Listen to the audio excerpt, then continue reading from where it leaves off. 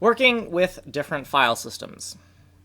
Node.js exposes many features of the file system, but not all file systems are alike. The following are suggested best practices to keep your code simple and safe when working with different file systems. File system behavior. Before you can work with a file system, you need to know how it behaves. Different file systems behave differently and more or less features than others. Different file systems behave differently and have more or less features than others. Case sensitivity, case insensitivity, case preservation, Unicode, form preservation, timestamp resolution, extended attributes, inodes, Unix permissions, alternate data streams, etc. Be wary of inferring file system behavior from process.platform. For example, do not assume that because your program is running on Darwin that you are therefore working on a case-insensitive file stream, HFS+, as the user may be using a case-sensitive file stream, HFSX. Similarly, do not assume that because your program is running on Linux that you are therefore working on a file system which supports Unix permissions and inodes, as you may be on a particular external drive, USB, or network drive, which does not. The operating system may not make it easy to infer file system behavior, but all is not lost. Instead of keeping a list of every known file system and behavior, which is always going to be incomplete, you can probe the file system to see how it actually behaves. The presence or absence of certain features, which are easy to probe, which are often enough to infer the behavior of other features which are more difficult to probe. Remember that some users may have different file systems mounted at various paths in the working tree. Avoid a lowest common denominator approach. You may be tempted to make your program act like a lowest common denominator file system by normalizing all file names to uppercase, normalizing all file names to NFC Unicode form, and normalizing all file timestamps to, say, 1 second resolution. This would be the lowest common denominator approach. Do not do this. You would only be able to interact safely with a file system which has the exact same lowest common denominator characteristics in every respect. You would be unable to work with more advanced file systems in the way that the user expects, and you would run into file name or file timestamp collisions. You would most certainly lose and corrupt user data through a series of complicated dependent events, and you would create bugs that would be difficult, if not impossible, to solve. What happens when you later need to support a file system that only has 2-second or 24-hour timestamp resolution? What happens when the Unicode standard advances to include a slightly different normalization algorithm, as has happened in the past? A lowest common denominator approach would tend to try to create a portable program by using only portable system calls. This leads to programs that are leaky and not, in fact, portable. Adopt a superset approach. Make the best use of each platform you support by adopting a superset approach. For example, a portable backup program should sync B times, the created time of a file or folder, correctly between Windows systems and should not destroy or alter B times, even though B times are not supported on Linux systems. The same portable backup program should sync Unix permissions correctly between Linux systems and should not destroy or alter Unix permissions, even though Unix permissions are not supported on Windows systems. Handle different file systems by making your program act like a more advanced file system. Support a superset of all possible features: case sensitivity, case preservation, Unicode form sensitivity, Unicode form preservation, Unix permissions, high-resolution nanosecond timestamps, extended attributes, etc. Once you have case preservation in your program, you can always implement case insensitivity if you need to interact with a case-insensitive file system. But if you forgo case preservation in your program, you cannot interact safely with a case-preserving file system. The same is true for Unicode form preservation and timestamp resolution preservation. If a file system provides you with a file name in a mix of lowercase and uppercase, then keep the file name in the exact case given. If a file system provides you with a file name in mixed Unicode form, or NFC, or NFD, or NFKC, or NFKD, then keep the file name in the exact byte sequence given. If a file system provides you with a millisecond timestamp, then keep the timestamp in millisecond resolution.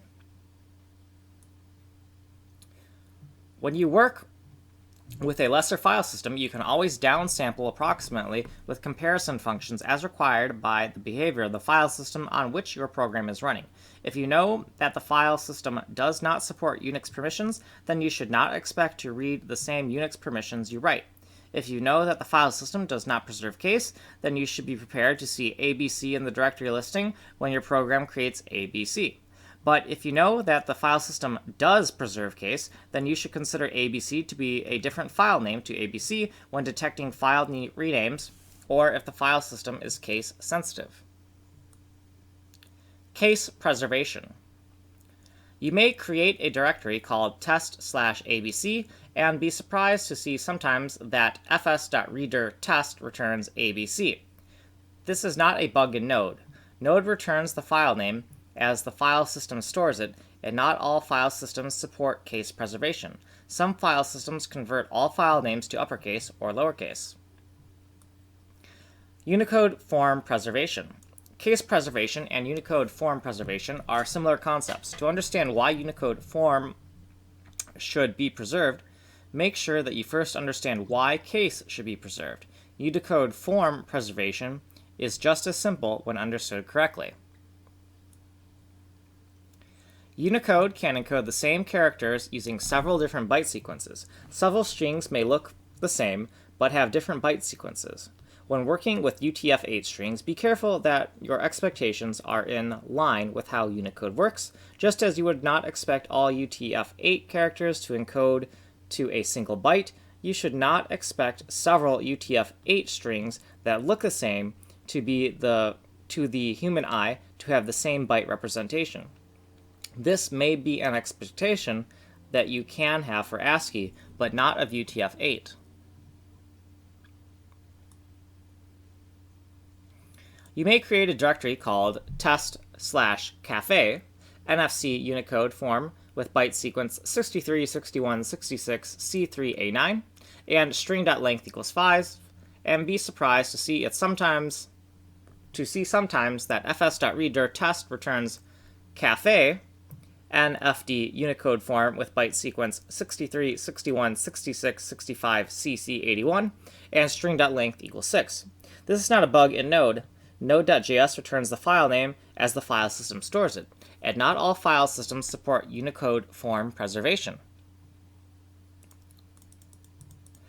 HFS Plus, for example, will normalize all file names to a form almost always the same as NFD form. Do not expect HFS Plus to behave the same as NTFS or ext4 and vice versa. Do not try to change data permanently through normalization as a leaky abstraction to paper over Unicode differences between file systems.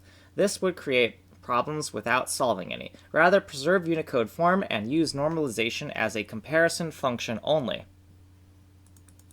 Unicode form insensitivity.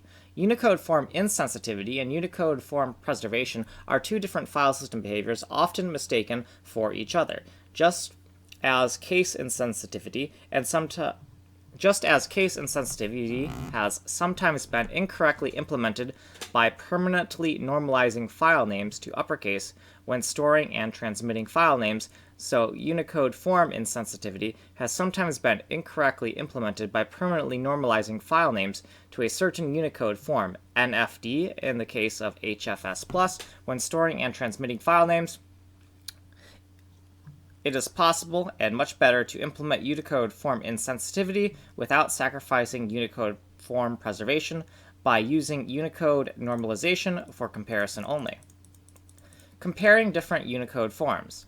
Node.js provides string.normalize NFC/NFD, which you can use to normalize a UTF-8 string to either NFC or NFD. You should never store the output from this function, but only use it as part of a comparison function to test whether two UTF-8 strings would look the same to the user. You can use string1.normalize_nfc equals string2.normalize_nfc or string1.normalize_nfd equals string2.normalize_nfd as your comparison function. Which form you use does not matter. Normalization is fast, but you may want to use a cache as input to your comparison function to avoid normalizing the same string many times over. If the string is not present in the cache, then normalize it and cache it. Be careful not to store or persist the cache. Use it only as a cache. Note that using normalize requires that your version of Node.js include ICU. Otherwise, normalize will just return the original string. If you download the latest version of Node.js from the website, then it will include ICU. Timestamp resolution. You may set the time, the modified time, of a file to 1442917594414 millisecond resolution, and be surprised to see sometimes that fs.stat returns the new mtime as 1444291759000. So there's 3 zeros at the end instead of 414. 1 second resolution, or 1444291758000 instead of 9000. 2 second resolution. This is not a bug in Node.js. Node.js returns the timestamp as the file system stores it, and not all file systems support nanosecond, millisecond, or 1 second timestamp resolution. Some file systems even have very coarse resolution for the A-time timestamp, in particular, e.g. 24 hours for some FAT file systems. Do not corrupt file names and timestamps through normalization. File names and timestamps are user data. Just as you would never automatically rewrite user file data to uppercase, the data, or normalize CRLF to LF line endings, so you should never change, interfere, or corrupt file names or timestamps through case/Unicode form/timestamp normalization. Normalization should only ever be used for comparison, never for altering data. Normalization is effectively a lossy hash code. You can use it to test for certain kinds of equivalence, e.g. do several strings look the same even though they have different byte sequences, but you can never use it as a substitute for the actual data. Your program should pass on a file name and timestamp data as is. Your program can create new data in NFC or in any combination of Unicode form it preserves, or with lowercase or uppercase file name, or with 2 second resolution timestamp, but your program should not corrupt existing user data by imposing case/Unicode form/timestamp normalization.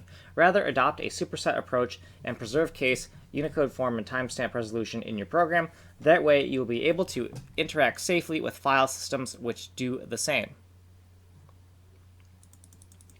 Use normalization comparison functions appropriately. Make sure that you use case/Unicode form/timestamp comparison functions appropriately. Do not use a case-insensitive file name comparison function if you are working on a case-sensitive file system. Do not use a Unicode form insensitive comparison function if you are working on a Unicode form sensitive file system, e.g. NTFS, and most Linux file systems which preserve both NFC and NFD or mixed Unicode forms. Do not compare timestamps at 2 second resolution if you are working on a nanosecond timestamp resolution file system.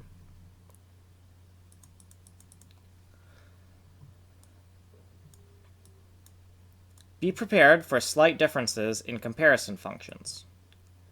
Be careful that your comparison functions match those of the file system, or probe the file system if possible to see how it would actually compare.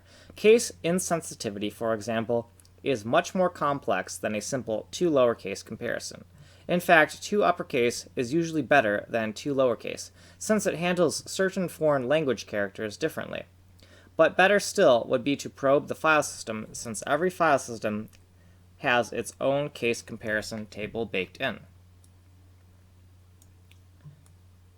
As an example, Apple's HFS Plus normalizes file names to NFD form, But this NFD form is actually an older version of the current NFD form and may sometimes be slightly different from the latest Unicode standards NFD form. Do not expect HFS Plus NFD to be exactly the same as Unicode NFD all of the time. And that is the end of working with different file systems in the Node.js documentation.